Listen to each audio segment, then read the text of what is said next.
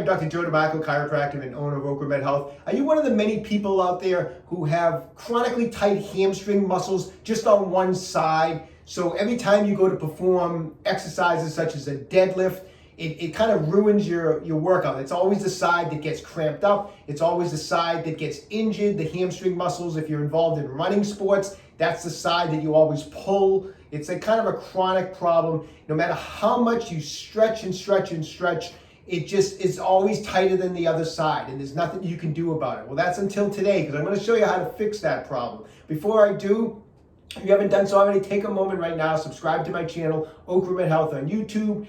Click that little bell notification. It notifies you every time I upload a new video. And at the end of today's video, if you found the information helpful, I'd appreciate a thumbs up. So in 31 years of practice, I can't tell you how many people I've seen with hamstring problems. And a lot of times, the problem isn't on both sides. A lot of times it's just one-sided tightness. Why is that? People will come in and they'll just tell me about this chronically tight side, and they keep stretching. They tell me that I've been stretching for years and years and I just can't get this to loosen up. Well, you know what? My guess is the stretching's not working, right? I mean, there's got to be something else going on, or there's got to be a reason why the stretching's not working. We're going to get into that in a second. But first, just a quick look at the hamstring anatomy. There's 3 hamstring muscles and on each leg, and they all come off of what's known as the ischial tuberosity, which is kind of the bottom of the pelvis. People call it the sit bone, because when you sit down, it's the ischial tuberosity that you're sitting on. And all 3 muscles run down the back of your leg and cross the knee joint and attach below the knee joint. And basically the function of the hamstring, as many of you know, is just it flexes the knee and it aids in hip extension, bringing the leg back this way, okay? So what could be causing tight hamstring problems that your stretching's not helping? Why isn't the stretching helping? Well, chances are there's an issue in there with some buildup of what we call fascial adhesion, or a lot of people refer to as scar tissue. This is something that accumulates over time, which is why a lot of times these type of injuries, when people explain it to me, it sounds like it slowly has been getting worse over the years, because scar tissue will accumulate over the years. Could be from previous injuries when you were younger, wear and tear over the years as you continue to exercise. Just all sorts of problems can result in a buildup of this fascial adhesion or scar tissue. Once this takes place, this material, this fascial adhesion, it's not stretchy material, so you can't stretch it. In other words, I can stretch a rubber band because it's stretchy. If you grab a leather belt, you could pull on it all day. It's not going to get any longer because leather is not stretchy, and that's what's happening. A lot of times stretching actually aggravates these problems because the adhesions are not stretching, and so a lot of times stretching it puts stress on the lower tendons and the upper tendons of the muscle, and it creates more discomfort. So I try to do a rough kind of example of what we're dealing with when we're dealing with adhesions. I'm going to try to show you a little demo here.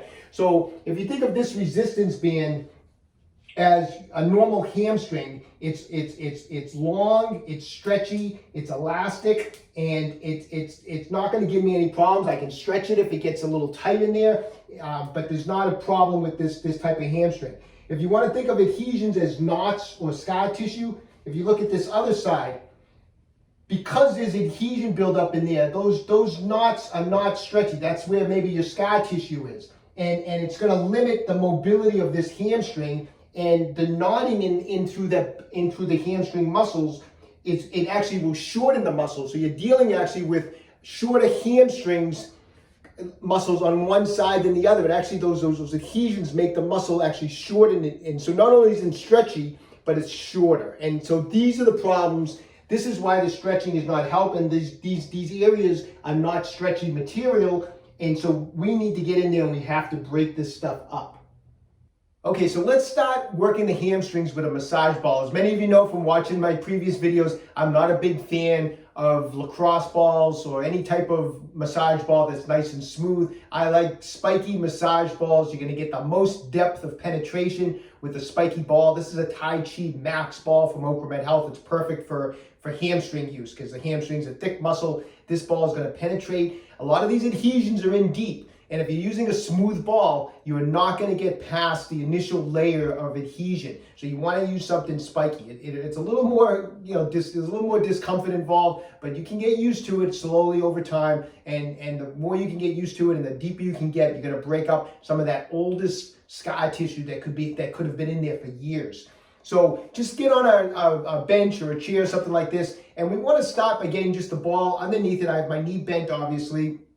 And the hamstrings, remember, are large muscles. They're coming all the way from the pelvis all the way down to the knee, and there's 3 of them. So we're going to move this around quite a bit in there, okay? And so you're going to just get it underneath on the hamstrings. Now, if you can actually feel a specific knot in there that's been bothering you, that's where you just target that. Go to that first. Work on if there's a palpable knot that you've had for a long time, go right to it. If not, and it's just a general tightness, do like what I'm going to do right now. I'm just going to get the ball under there, and every time I put the ball in a spot, I'm going to put as much pressure down as I can, and I'm going to spend about 60 seconds just wiggling the leg in all directions. So I'm going to go back and forth, side to side, diagonal. I'm going to go in all different directions for about 60 seconds and try to dig in there as much as I can. And after 60 seconds, I'm just going to move the ball into another spot. Like I said, don't just move it up and down, move it side to side too, because there's three hamstring muscles in there, okay? So you're going to spend some time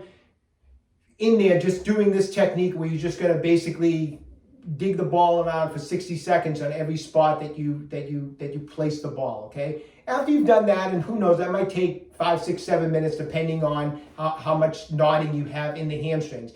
Then you're going to just get back to maybe where you started originally, and again, put some pressure down. Once again, if there's a knot there, that's perfect. Put some pressure down and hold it. And from this position, I want you to extend the knee out just like that. So we're basically doing what's called a pin and stretch technique. We have the pressure on the adhesion, the muscles in a shortened position right now with the knee bent. And now by extending out the knee, we're elongating the tissue of the hamstring. The tissue is being pinned by those spikes. So it's going to help kind of pull apart those knots in there. So I want you to extend it out and then bring it back. And do this about 8 to 10 times on each spot. And after you've done it, move it to another area. And again, as much pressure as you can handle. Extend it out just like that, 8 to 10 times. And once again, big muscle group in here, so you may be needing to place this around in all sorts of different directions, okay? So that's the work I want you to do initially just in a seated position with the massage ball. Okay, another variation that I like to do with the ball also is just getting on the ground or lying on a bench like this. And I should mention, you want to always, when you're doing soft tissue work, you want to get on the skin. So if you have sweatpants on or you don't want to go over the shorts, you want to try to get your hands and the ball right onto the skin of the body, okay? Another way to do this, and this I like this movement because I feel like I get a little better stretch than just sitting down, is I'll have the leg bent like this. I'll take the ball, I'll push it, I'm going to use my hands, I'm going to push it into the hamstring, and then I'm going to actually pull downwards in this direction, turns towards the floor. So I'm getting a more intense trapping of the tissue this way. I'm pushing in as hard as I can, I'm pulling down, and I'm really trapping that tissue. I have a bigger bend in my knee, so the muscles in the knee in a shortened position, even more than when I was sitting. And then from here, and hold firm pressure, I'm going to slowly start to extend out the knee, keep that pressure on and go as far as you can. And if you get to this point, you can even start bringing the leg back like that, okay? So you're going to get a really intense release on this. And then come down nice and slowly. You can release your pressure for a second or two. Again, apply pressure, pull down, extend out, nice and slow, and then bring the leg back as far as you can, okay? And once again, this is a big muscle group, different spots. You got to go side to side finding spots, from here all the way to here finding spots. But this is an excellent technique. It's a little more intense than doing it just in a seated position. But once you get used to the seated position, then you definitely want to utilize this technique also. And while we're talking about some different variations you could do, let me just take a second here to talk about for people that have massage guns, which it seems like these days everyone has a massage gun. This is the SRI 3.0 from OcraMed Health. But a lot of people have other massage guns. So another thing you can do with the hamstrings, just another variation. If you happen to have a massage gun, let me show you how you can use it. is get that massage gun.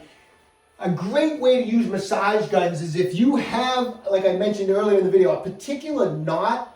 I try to put on the most intense tip I can, just like a bullet tip. And I will take it right on that knot and I'll press it in as hard as I can. And I will leave it on that knot for 60 to 90 seconds. And just let that massage gun just boom, boom, boom, just kind of work that knot. And you'll be amazed how well a massage gun can melt away some of these knots that you have in your muscles by just holding firm pressure and just keeping it on that knot.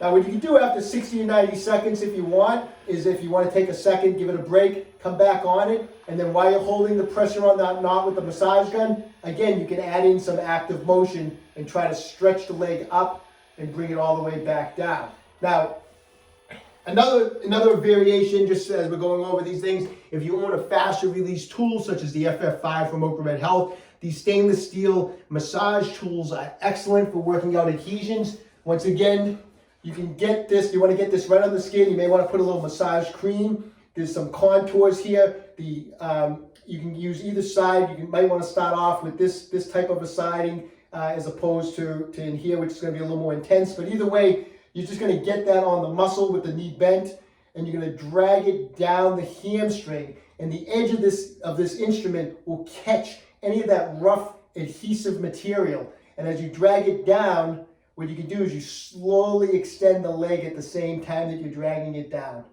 So once again, it's another technique for breaking up adhesions in a muscle group. Just back and forth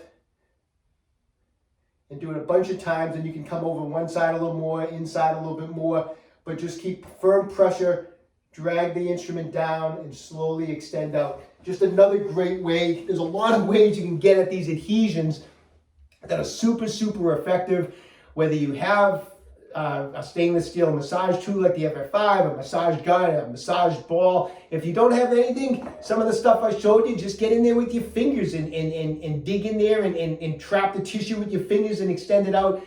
Doesn't matter, but you notice all this stuff is targeted to break up those adhesions instead of just trying to just stretch out something that's not stretchy.